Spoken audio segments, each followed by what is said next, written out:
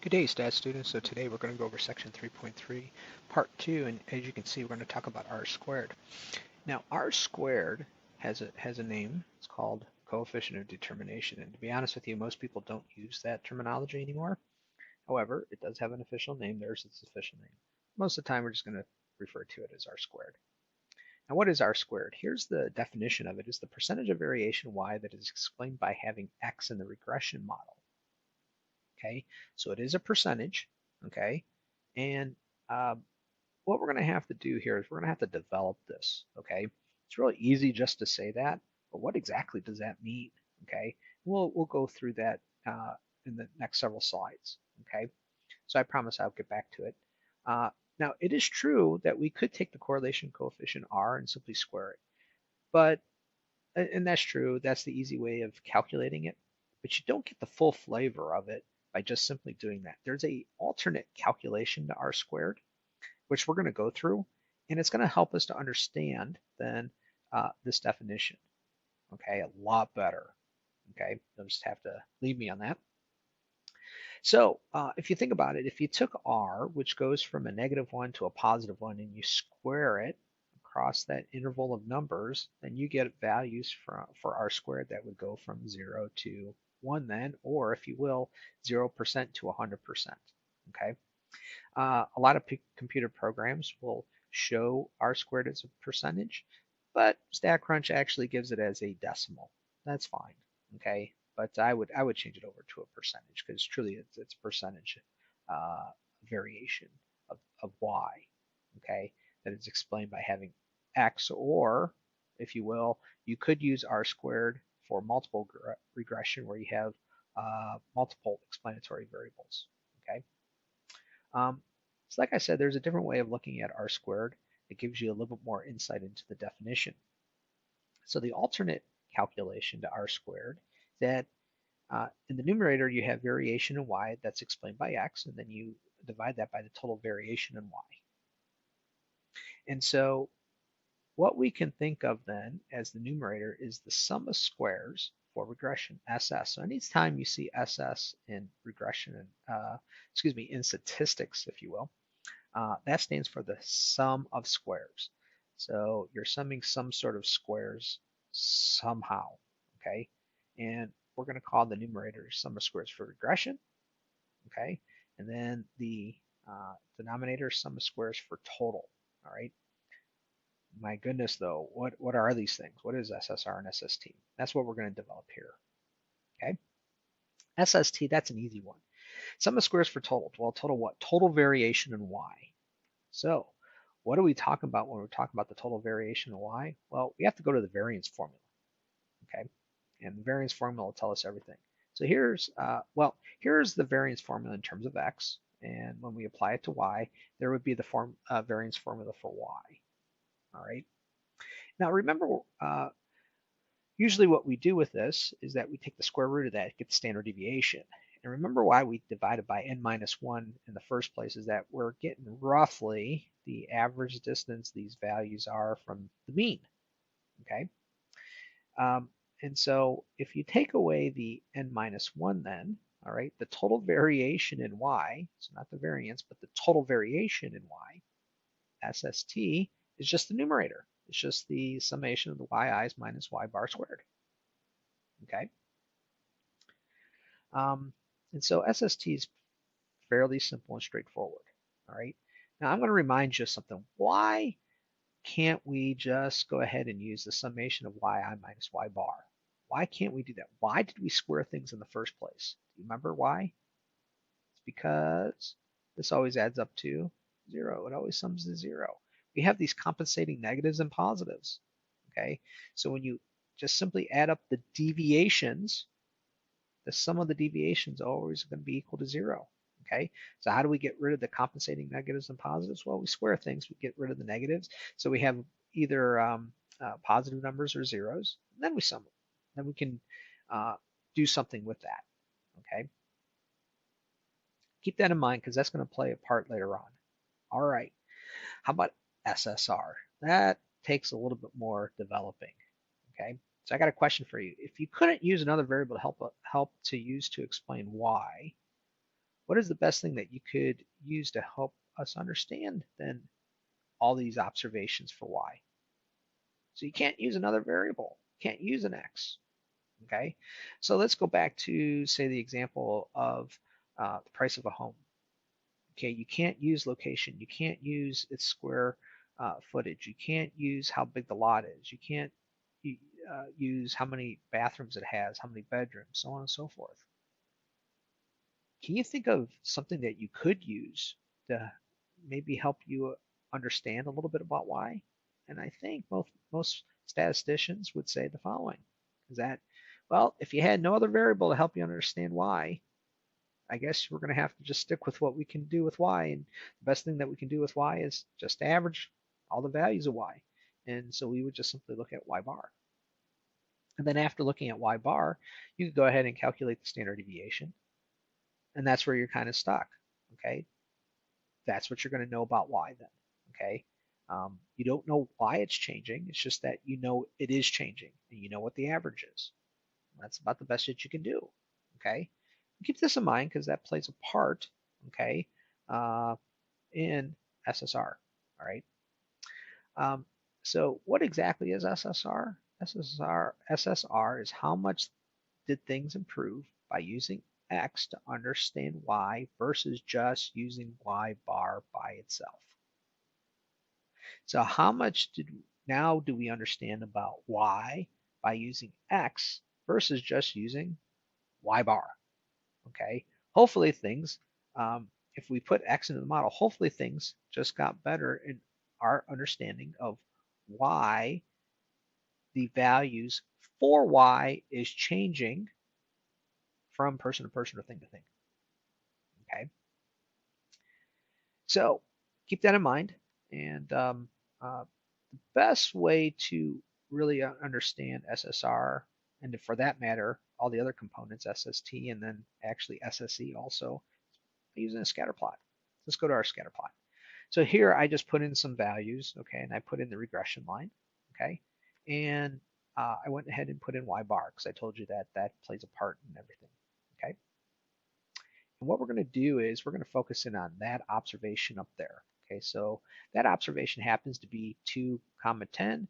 And so we'll say that was the very first observation that came through in this data set. And so we'll call this paired observation x1, comma, y1. Okay, so y1 would be 10. Okay, y plays the biggest part here. Okay, so we'll get rid of the other observations. Okay, the first thing that we're going to focus in on is this distance. Okay, this distance from the observation down to y bar. Now this bracket was supposed to go all the way down to the y bar there. It was hard to do that exactly, but hopefully you get the point. It goes all the way down to y bar. What is that? That's a deviation, right? It's an observation minus y bar. In this case, y1 minus y bar. Okay, so that's one distance. Here's a second distance. We know this one because we saw it in the previous section. This would be the observation down to the regression line. Okay, how much did we miss by? How much did our model miss going through that point in terms of y? Well, that would be y1 in this case minus y hat. And that's what we call a residual. Well, we have a third distance. The third distance is right here from y hat, that point on the regression line, down to y bar. Okay, so we have this third distance. Okay, and as you can see, when you take the residual plus this bottom distance, it adds up to the total deviation.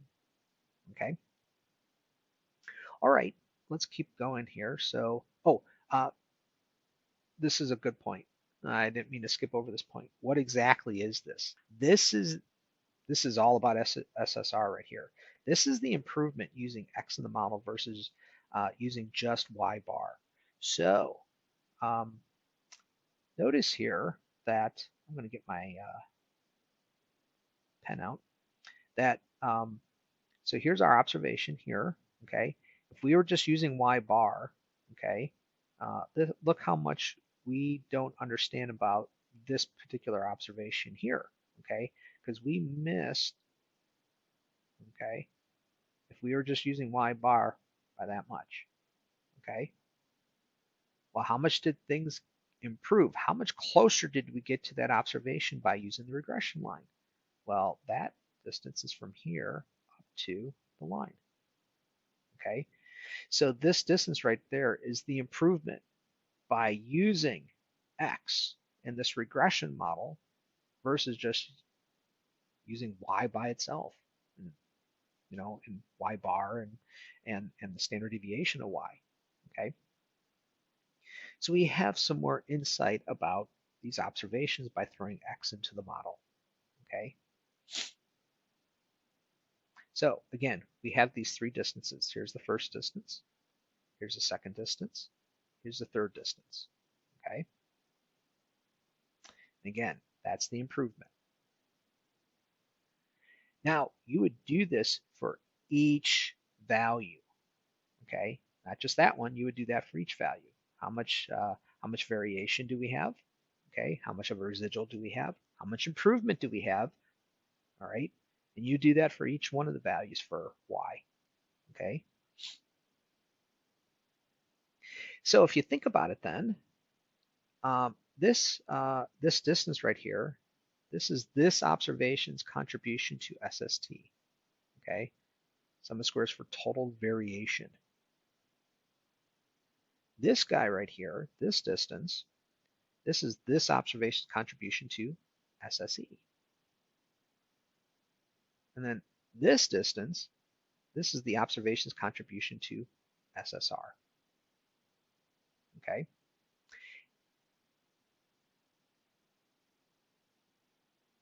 Nope, I think the presentation kind of skipped over something here. What we're going to do, that's all right. What we're going to do, I'm going to go back to here, is that I'm going to call this distance here the improvement. Okay? There's no official name that anybody has given this. I don't know why. We should. Okay? But this is the improvement. Okay? Using the regression model over just simply y bar. Okay? The improvement. Okay? Sorry. I don't know why the presentation kind of skipped over it. But we're going to call it the improvement. Okay? And that would be y hat, okay, minus y bar.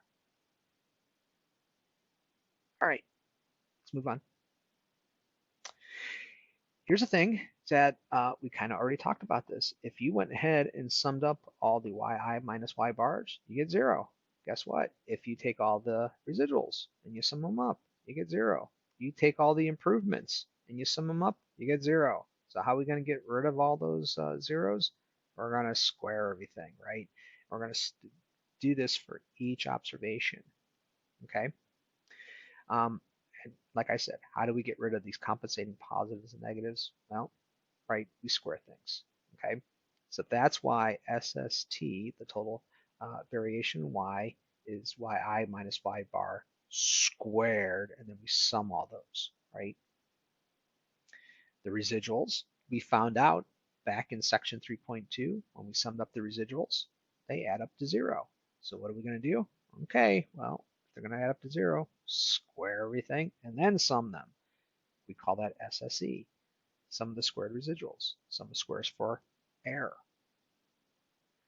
Well, if you do that for the improvements, okay, it's going to come out to 0 again.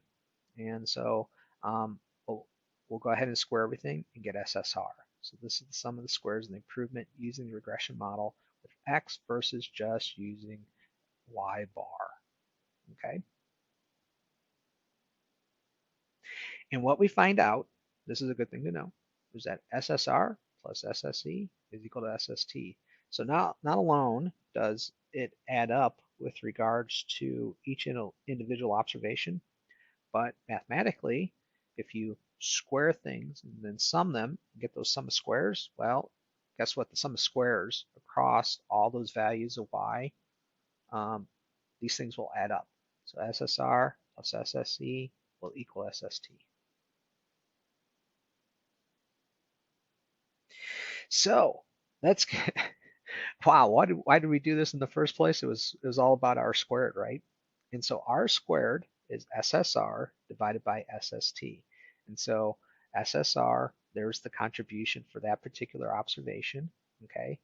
Of course, we would eventually square it and do that for every observation and then add them all up. SST, there's that observation's contribution to SST.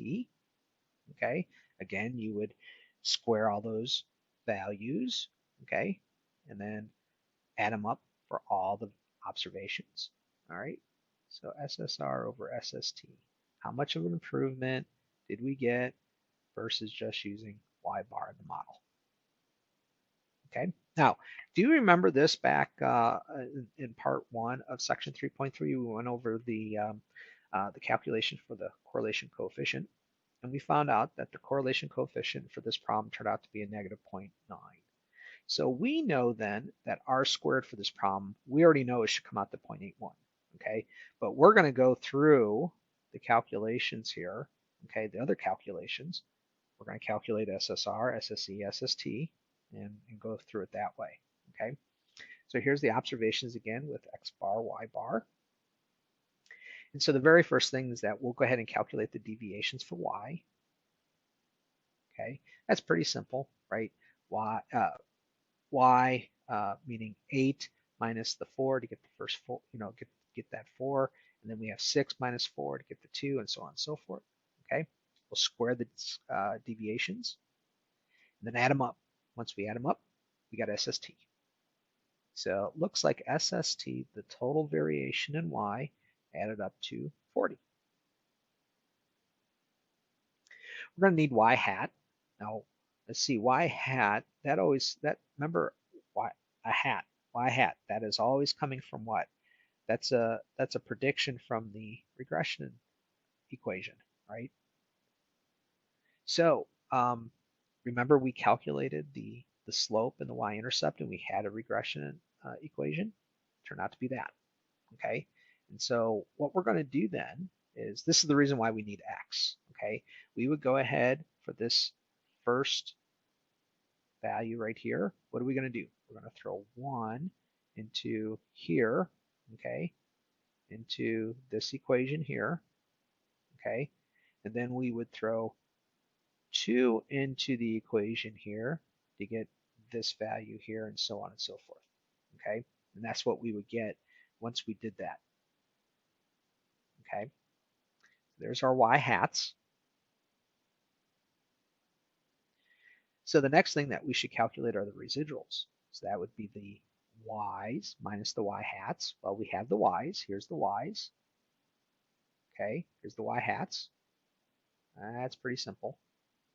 Okay, there are those values there. Remember, when you add them up, they should add up to 0. Do they? Well, let's see. 0.6 plus 1.6 is 2.2, and then we have the negative 2.2. Yep, they add up to 0, just like the deviations did over here. Okay, just like the deviations did over here, they added up to 0. So do the residuals. What we're going to have to do, we're going to have to square those guys, right? We square them, and once we square the residuals and add them up, we get 7.6. That'll be SSE. We want that to be pretty small, don't we? We want SSE to be small. We want a small error. Okay. The last step is to calculate the improvement. That would be the y hat minus the y bars. So y hat, right, minus y bar, a 4. So we just got to do so 7.6 minus 4, 5.8 minus 4, 4 minus 4. That's what we get for those values. Once we add them up, just like before, when we added the values that aren't squared, they're going to add up to 0. So what are we going to do? We're going to square all those. And once you do that, add them up, you get SSR, which turned out to be 32.4.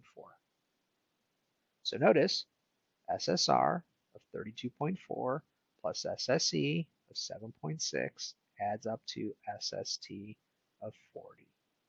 Okay? And that means our, which I just said there, that means R squared is 32.4 divided by 40. Put that in your calculator, you get 0.81 or 81%, right? So you might want to go ahead and go through that idea again. If you got any questions, let me know. Okay, that's how really we should be looking at R squared is SSR over SST. So since R squared was equal to 8.81 or 81%, the interpretation would be the following. Okay, is that 81% of the variation in y is explained by x. Okay, so I didn't define what x was here and y, but if we did, if we said, let's say the square footage of a house and the price of the home, okay, then we could say that that 81% of the variation in the price of the houses is explained by the square footage of the house, okay, or if we are talking about height and weight, that 81% of the variation in weight is explained by height. Okay? So again, that variation is just how things are varying from person to person or thing to thing. So R squared is one way, but not the only way. So this shouldn't be a litmus test, if you will. Okay? To start to assess how good the model is. So generally speaking, the closer to 1 or 100%, the better. Okay? We're not trying to achieve 100%. That would be unwise, if you will. Okay? But we would like to see R squared sort of high. Okay? That's telling us that that we have a pretty good model. Okay? Now this will be displayed in any regression computer output. Okay? And if you went through and you did the regression for, let's say you went back to 3.2, okay, and you looked at the output for latitude and average January temperature, you would see that R squared was clearly shown on that output. Okay. Now here's the thing: is that R squared maybe by itself, it tells you something. Okay. But really, what it's important for is that it's one way to start comparing models. Well, what do you mean? Well, see, we might have this response variable that we know is dependent upon a bunch of different explanatory variables, but which ones? And so we try different models, okay? And to show that one is better than the other one, at least, one way of looking at it, okay, is by looking at R squared. So if you have an R squared that is significantly higher in one model versus another model, you know that the one with the higher R squared might be the one that you want to be looking at to help us understand y and to make future values for y, okay, given a certain value for x. So that ends 3.3. Thank you for your time.